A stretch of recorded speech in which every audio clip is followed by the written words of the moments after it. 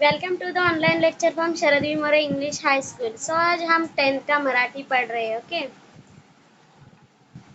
So आज first part में का लास्ट जो है स्थूल वाचन। ओके, मोठे होत असलेल्या मुलांनो, मतलब क्या, जो भी बड़े हो रहे बच्चे, अभी 10th स्टैंडर्ड है ना। 10th स्टैंडर्ड एक ऐसा टर्निंग पॉइंट है जिससे आपके लाइफ की जो फ्यूचर की क्या होती है, अच्छी सी स्टार्टिंग होती है ना। जैसे कि 10th में आपको कितने मार्क्स मिले इसके ऊपर डिपेंड करता है कि आप फ्यूचर में क्या करने वाले हैं, क्या नहीं, ये सब। तो उनके लिए जो एक राइटर है, कौन, डॉक्टर अनिल काकोडकर, उन्होंने उनके लाइफ में जो भी आए दो एक्सपीरियंस क्या करे आप लोगों को बताए, जो भी 10th स्टैंडर्ड के बच्चे हैं उनको बताए हैं। तो देखो, हम लोग पहले क्या करते हैं उनके बारे में देखते हैं। भारतातील सुप्रसिद्ध अणुशास्त्रज्ञ, मतलब क्या है, बहुत ही बड़े सुप्रसिद्ध अणुशास्त्रज्ञ मतलब साइंटिस्ट है, कौन, अनिल काकोडकर। ओके, भारतीय अणुऊर्जा मंडळाचे माजी अध्यक्ष, भारत सरकारच्या पद्मविभूषण पुरस्काराने सन्मानित, उनको पद्म विभूषण जो भी गवर्नमेंट का पुरस्कार है वो भी मिला है। मोठे होत असलेल्या मुलांना उद्देशून डॉक्टर काकोडकर यांनी हे पत्र लिहिले आहे, मतलब एक क्या है, लेटर है। तो उन्होंने जो भी बड़े हो रहे बच्चे उनके लिए उन्होंने क्या करे, जो भी मेरे लाइफ में जो एक्सपीरियंस आए वो क्या करे, उन्होंने ये लेटर थ्रू 10th स्टैंडर्ड के स्टूडेंट को बताया है। ओके, त्यांचे बार्कमधील अनुभव मुलांचे भावविश्व निश्चित समृद्ध करेल। भावविश्व मतलब क्या, फ्यूचर। फ्यूचर में ये जो दो एक्सपीरियंस उन्होंने बताए वो क्या बोल रहे हैं कि बच्चों को कभी भी काम आ सकते करके। कुठल्याही मोठ्या कामाची सुरुवात असंख्य छोट्या छोट्या कामांमधून होत असते। मतलब कौन सा भी आपको काम करना है ना, कौन सा भी काम करना है। सपोज आप लोगों को कहा जॉब पे जाना है तो क्या बोलेंगे, हाँ किसी तो जॉब है, 10-15 हजार की जॉब है, लेकिन आप लोग क्या काम करते, कैसा काम करते, उसके ऊपर डिपेंड आपका प्रमोशन रहता है ना। डायरेक्टली आप लोगों को 70 या 80,000 की नौकरी मिल सकती है क्या, नहीं। पहले आप लोगों को क्या करना पड़ेगा, स्टार्ट तो करना पड़ेगा, है ना, ताकि आगे जाके क्या हो जाएगा, अच्छे पेमेंट की नौकरी आपको मिल सकती है। तो इसलिए क्या करना चाहिए, कौन सा भी काम हो वो क्या है, छोटा है या मोठा है, काम करने की हिम्मत रखनी चाहिए। म्हणून कोणतेही काम कमी दर्जाचे न मानता ते करायची सवय ठेवली तर मोठी कामे करताना कौन सा भी काम हम लोग कर रहे हैं तो ये छोटा है बोल के ऐसा नहीं करना चाहिए। काम तो काम ही होता है, तभी तो बड़े काम करने के लिए कुछ भी प्रॉब्लम नहीं आता है। असा संदेश ते या पाठात देतात। तो ऐसा ही मैसेज वो क्या कर रहे इस लेसन में दे रहे। तो मोठे होत असलेल्या मुलांनो, जो भी बड़े स्टूडेंट है उनको क्या बोल रहे ये राइटर, देखो अभी या पत्रातून मी तुम्हाला माझे बार्क मधील 2 अनुभव सांगणार आहे। जो बार्क है वहाँ के क्या करने वाले, 2 एक्सपीरियंस बताने वाले हैं। मला खात्री आहे माझे 2 अनुभव तुम्हाला अधिक अभ्यास करून तुमच्या भूमिका निश्चित करायला मदत करतील। तर मुलांनो, आधी मी माझे 2 अनुभव सांगतो। तर मुलांनो, मैं क्या कर रहा हूँ, आपको 2 मेरे पहले जो एक्सपीरियंस है वो मैं बताता हूँ। हे दोनही अनुभव मी कॉलेज संपून बार्कमध्ये ट्रेनिंग स्कूलला गेलो तेव्हाचे आहेत। जब भी उनका कॉलेज खत्म हो गया है ना, 12th पास हो गए, 12th या ग्रेजुएशन के बाद वो पास हो गए, तब भी उनका ट्रेनिंग था। कहा था, बार्क में ट्रेनिंग था, तभी उनका जो एक्सपीरियंस आहे वो उन्होंने बताए। बार्क म्हणजे काय असा प्रश्न तुम्हाला पडले असेल, तो बार्क मतलब क्या, इसका उन्होंने आगे उल्लेख दिया हुआ है। तो बार्क मतलब क्या, देखो, बार्क है भाभा एटॉमिक रिसर्च सेंटर, म्हणजेच भाभा अनुसंशोधन केंद्र। बार्क की इतनी बड़ी संस्था है, क्या है, ब्रांच है, जहाँ क्या हो जाता है, रिसर्च सेंटर रहता है। और रिसर्च कैसे करना है, क्या है, इसका ट्रेनिंग सेंटर है जिसका नाम है बार्क। उसका फुल फॉर्म क्या दिया है, भाभा एटॉमिक रिसर्च सेंटर। क्या, Bhabha atomic research centre, BARC, म्हणजेच भाभा अनुसंशोधन केंद्र। त्याचे लघुरूप मतलब क्या, उसका शॉर्टकट। ठीक आहे, होमी भाभा यांनी भारतातील अनुसंशोधनाचा पाया घातला। जो होमी भाभा है उन्होंने क्या करे, स्टार्टिंग में संशोधन करना मतलब सर्च करना, ये इन्होंने क्या करे, जो भी संस्था है वह स्टार्ट करे। म्हणून त्यांचे नाव त्यांनी या संस्थेला दिले। इसकी वजह से उन्होंने उनका नाम क्या है, भाभा, डॉक्टर होमी भाभा, इन्होंने अपना ही नाम वो ब्रांच को दे दिए। ओके, तर बार्क ही संस्था आता प्रचंड मोठी आहे। तो अभी इसी टाइम पे जो ब्रांच जी है जो है कौन सी, बार्क, ये बहुत ही बड़ी ब्रांच है। मी तिथे ट्रेनिंग स्कूलला गेलो होतो तेव्हा सुरू होऊन ही ती संस्था सुरू होऊन जेमतेम 7 वर्ष झाली होती। तो 7 साल हो गए थे खाली वो ब्रांच स्टार्ट हुए, जब भी वो ट्रेनिंग के लिए गए थे तब भी, कब, 1943 में। ओके, तर आम्ही जवळपास 100 मुले मुली होतो। मतलब सब कुल मिला के कितने स्टूडेंट्स थे, 100 मुले एंड मुली, मतलब गर्ल्स एंड बॉयज थे। तर मी ट्रेनिंग स्कूलला असताना होमी भाभा 3-4 वेळा आले होते। जब भी वो ट्रेनिंग स्कूल में थे तब भी जिसकी ब्रांच है वो होमी भाभा, और जो रिसर्च में क्या है एक्सपर्ट है वो वहाँ आए थे। कितने टाइम आए थे, 3 और 4 टाइम आए थे। प्रचंड स्फूर्तिदायक व्यक्तिमत्व होते थे। प्रचंड स्फूर्तिदायक मतलब प्रेरणा देने वाले, बहुत ही अच्छा गाइडेंस वो करते थे।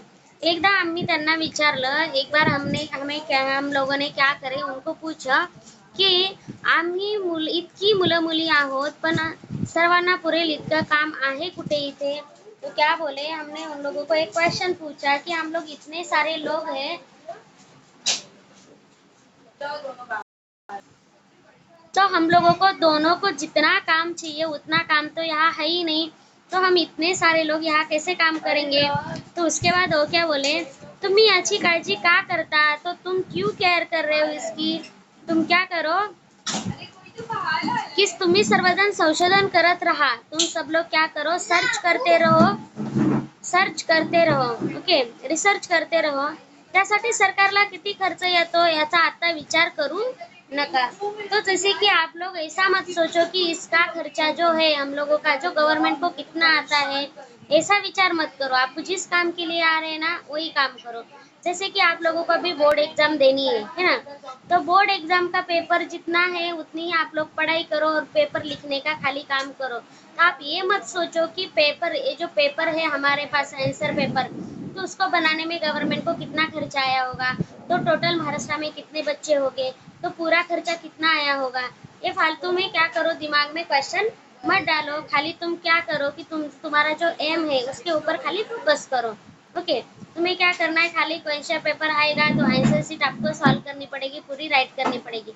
तो वैसे ही वो होमी बाबा क्या बोल रहे हैं कि आपको जितना बोला गया है ना उतना का करो। आप क्या किस लिए आए हो, रिसर्च करने के लिए आए हो ना, तो खाली रिसर्च ही करो, बाकी की बातों में ध्यान मत दो। ओके, मात्र एक करा, तुम्ही स्वतःच काम निर्माण करा। तो तुम क्या करो, खुद ही काम निर्माण करो। जैसे कि आप लोग क्या करते हैं, स्कूल में जितना भी टीचर पढ़ाते हैं उतना ही क्या करते हैं, पढ़ते हैं कि हम लोगों के टीचर ने इतना ही पढ़ाया करके, है ना। तो आप लोगों को ऐसे खुद से सेल्फ स्टडी करनी पड़ेगी। अभी बोर्ड एग्जाम दे रहे हैं तो खुद ही क्या करनी पड़ेगी, सेल्फ स्टडी करनी पड़ेगी। टेक्स्ट बुक रीड करना पड़ेगा, डाइजेस्ट रीड करनी पड़ेगी, जो भी उपयोजित लेखन है, राइटिंग स्किल है, वो आपको रेफर करना पड़ेगा, है ना। तो खुद ही क्या करो, आप लोग सेल्फ स्टडी करो, खुद ही काम ढूंढो, कैसे पढ़ाई करनी है उसका प्लॅनिंग बना ऐसे। तर आपण काय काम करायचं हे तुम्ही स्वतःच ठरवा। बॉसने सांगितलं तेवढंच काम करायचं आणि सांगितलं नसेल तर आपल्याला कामच नाही असं समजायचं, हे चूक आहे। जैसे कि जितना भी बॉस बोल रहे उतना ही आप लोग काम करो। और बॉस नहीं बोलता है कि ये काम, बॉस कोई भी काम नहीं बोलता है तो काम नहीं करने का इसका मतलब क्या है, आप लोग काम नहीं करते हो। तो ऐसा मत करो, आप क्या करो, खुद ही काम ढूंढो और खुद ही काम करो। ओके, ही प्रवृत्ति गेली पाहिजे। जो भी बॉस बताता है उतना ही काम करना, ही जी प्रवृत्ती आहे, जो रीत आहे, परंपरा आहे, सब जानी चाहिए। भावांनी सांगितलेला हा मुद्दा माझ्या मनावर कोरला गेला आणि मुलांना तो डॉक्टर होमी भाभा इन्होंने ये जो बोल दिए थे कि क्या करना चाहिए, हम लोगों को काम करना है ना, करना है और खुद ही करना है। ऐसे नहीं सोचना चाहिए कि हाँ हम बनाएंगे तब भी हम काम करेंगे, नहीं तो ऐसे ही बैठे रहेंगे, ऐसा नहीं सोचना है। ये जो पॉइंट था उनके मन में, क्या बोले कि मुलांना स्वानुभवाने सांगतो। स्वानुभव मतलब खुद का एक्सपीरियंस, स्व मतलब खुद, अनुभव मतलब एक्सपीरियंस, खुद के एक्सपीरियंस से मैं क्या कर रहा हूँ तुम्हें बता रहा हूँ. लक्षात आला ना की स्काय इज द लिमिट. बोट धरून चालवणं किंवा दिशा दाखवणं हे पहिल्या 8-10 वर्षापर्यंत ठीक आहे. जैसे कि छोटे बच्चे रहते हैं 8-10 साल के, 8-10 साल तक ठीक है. मतलब जैसे कि छोटे बच्चे रहते हैं उनको चलने के लिए नहीं आता है तो मम्मी की उंगली पकड़ के वो क्या करते हैं चलना सीखते हैं. उसके बाद 7-8 साल के बाद वो खुद ही चल सकते हैं. वो खुद ही डिसाइड करते हैं कि हमें क्या करना चाहिए, उठना चाहिए, चलना चाहिए, भागना चाहिए, दौड़ना चाहिए, खेलना चाहिए. ये सब क्या करते हैं खुद ही डिसाइड करते हैं. मम्मी की हेल्प लेते हैं क्या? नहीं. वैसे आप लोगों को क्या करना चाहिए, खुद ही काम फाइंड करना है और खुद ही काम करना है. जैसे कि आप लोगों को खुद ही पढ़ाई करनी है और खुद ही बोर्ड का पेपर लिखना है ऐसे. ओके. पहिल्या 8-10 वर्षापर्यंत ठीक आहे, आवश्यकही आहे. पण अंतिमतः स्वतःला सक्षम करता आलं पाहिजे. स्वतःला सक्षम मतलब खुद में इतना कॉन्फिडेंस चाहिए कि ऐसा करना चाहिए की हाँ ये काम मुझे जमेगा करके. ऊर्जा मिळवता आली पाहिजे आणि स्वतःचे मार्ग शोधता आले पाहिजेत. तो एनर्जी आपको, जो एनर्जी, ऊर्जा मतलब क्या, एनर्जी, पावर आपको चाहिए और स्वतःचे मार्ग स्वतः शोधता आले पाहिजे. तो हमें क्या करना चाहिए, तो खुद को डिसाइड करना चाहिए. तो आता दूसरा अनुभव. तो फर्स्ट एक्सपीरियंस उन्होंने क्या बताया कि जो मम्मी पापा वहाँ आए थे पार्क में, तभी उन्होंने क्या बताया कि खुद का काम खुद ही ढूंढो करके. ये एक अनुभव उनको आ गया. तो अभी दूसरा अनुभव. आता दुसरा अनुभव सांगतो, सेकंड एक्सपीरियन्स. ट्रेनिंग स्कूल मधील प्रशिक्षण संपून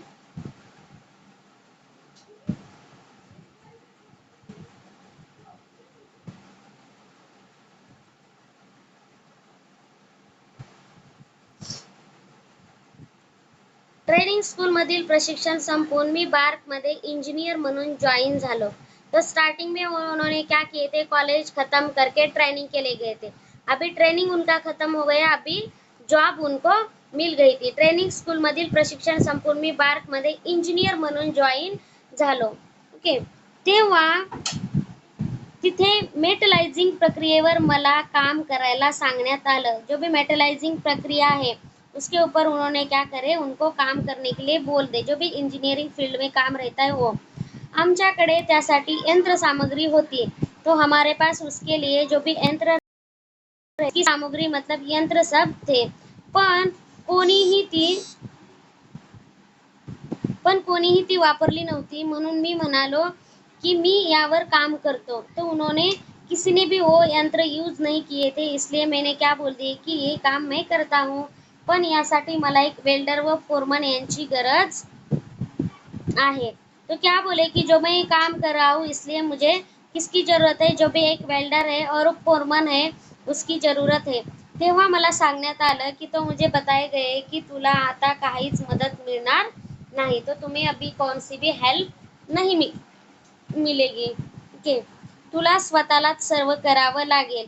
जैसे कि आप लोगों को विदाउट डाइजेस्ट के, विदाउट टीचिंग के आप लोगों को टेक्स्ट बुक आगे दिया है और बोले कि आप लोग खुद ही रीड करो और खुद ही क्वेश्चन के आंसर फाइंड आउट करो, है ना. ऐसे ही उनकी कंडीशन दिए हो गई थी कि वो काम करने के लिए गए थे लेकिन उनको वेल्डर और फोरमन की हेल्प भी नहीं मिली और जो यंत्र थे वहाँ टेक्नोलॉजी यूज के लिए, काम करने के लिए जो थे यंत्र, उनकी भी उनको मदद करने के लिए नहीं मिली. तो उन्होंने क्या किए देखो, तेव्हा मला सांगण्यात आले की आता तुला काहीच मदत मिळणार नाही, तुला स्वतःलाच सर्व तुम्हें खुद ही सब करना पड़ेगा. मी शुरुआत केली. जो उनके सीनियर थे, बॉस थे, उनकी आज्ञा थी, इसलिए मैंने क्या करे, सुरुवात केली मतलब स्टार्ट किए काम करने के लिए. मी बरीच धडपड करून ते काम पूर्ण केलं. तो मैंने धडपड करून मतलब क्या, बहुत ही उसको हार्डवर्क करके उन्होंने क्या किया, वो काम कंप्लीट किया. मग त्यांनी त्या कार्यक्रमाची व्याप्ती वाढवली. व्याप्ती मतलब क्या, कार्यक्रमाची व्याप्ती मतलब जो भी प्रोग्राम है उन्होंने क्या करे, कंप्लीट करे. जो भी काम था वो कंप्लीट किया. मी स्वतः सर्व हा व्याप्ती वाढवली. हे करूया ते करूया असं बरंच काय काय ते म्हणाले आणि मग विचारलं, आता सांग तुला काय पाहिजे. तो उन्होंने वो जो काम था वो पूरा कंप्लीट किए। उसके बाद जो उनके जो वरिष्ठ थे, सीनियर थे, कि वो बोले कि अभी बताओ तुम्हें कौन से हेल्प चाहिए। तो क्या बोले, नको, मी स्वतः सर्व मैं खुद ही सब काम करूंगा करके। तेव्हा ते म्हणाले, काम सुरू करण्याआधीच लोक काय काय मागण्या करतात आणि या वृत्तीमुळेच आतापर्यंत ते काम झालेलं नव्हतं। जब भी काम आपको स्टार्ट करने से पहले क्या करते हैं, बहुत सारे बहाने बनाते हैं और काम तो कंप्लीट करने का तरीका पता रहता है तो काम कंप्लीट हो जाता है। ओके।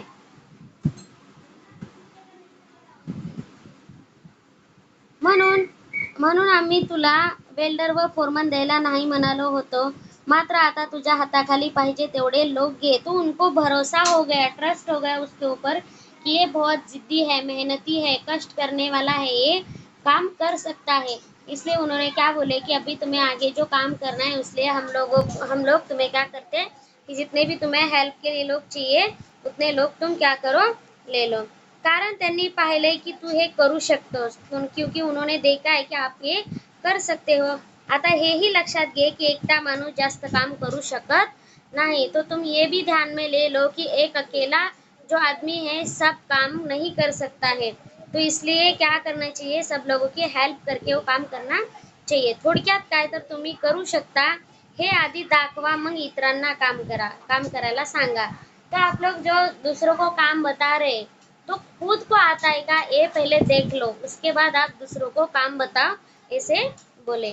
की आपल्याला येत नसताना दुसऱ्यांना काम सांगणे योग्य नाही। जो खुद को ही काम वो नहीं आता है तो दूसरों को काम बताना ये योग्य नाही है। हा धडा त्या दुसऱ्या अनुभवातून शिकले। ओके। तर मुलांनो, जवळपास 50 वर्षापूर्वीचे हे 2 अनुभव मला आजही खूप महत्त्वाचे वाटतात। कितने साल के वो 2 एक्सपीरियंस, 50 साल पहले के 2 उनके एक्सपीरियंस है, उनको अभी भी आज भी वो इम्पॉर्टंट लगते हैं। यातील आशय तुम्ही आताच नीट समजून घेतल्यावर मोठे होण्याच्या प्रक्रियेत तुम्हाला त्याचा फायदाच होईल याची मला खात्री आहे। मतलब आप लोगों को जो भी उन्होंने उनके लाइफ में जो 2 एक्सपीरियंस आए वो उन्होंने बताए हैं। ओके। पहला तो उन्होंने बताया कि खुद का काम खुद ही को फाइंड आउट करना है। ओके। और दूसरे में क्या बताया उन्होंने कि जो भी काम है वो खुद को पहला आना चाहिए और उसके बाद दूसरे को बताना। जब भी खुद को काम कंप्लीट आता है तब भी दूसरों को काम बताना है। ओके। ये 2 एक्सपीरियंस उनके यहाँ में बताए हैं। ओके।